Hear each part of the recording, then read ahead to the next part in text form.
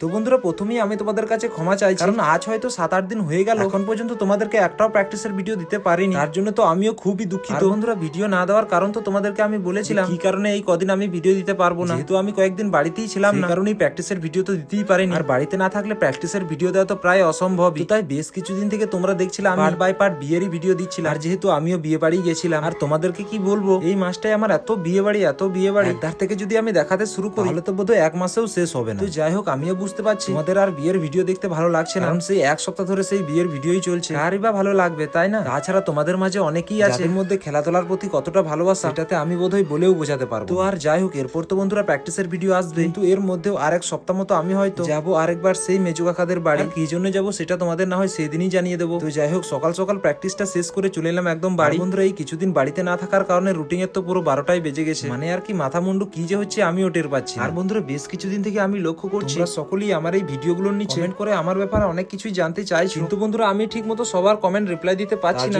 আমি ঠিক করেছি আমি একটা কিউএনএ ভিডিও আনবো। আর আমি তো ঠিক করেছিলাম ইউটিউবে যখন আমার 50K মানে 50,000 সাবস্ক্রাইবার হবে তখন একটা কিউএনএ ভিডিও আনবো। তো তোমরা যত তাড়াতাড়ি 50K করে দেবে তত শীঘ্রই আমি কিউএনএ ভিডিওটা নিয়ে চলে আসবো।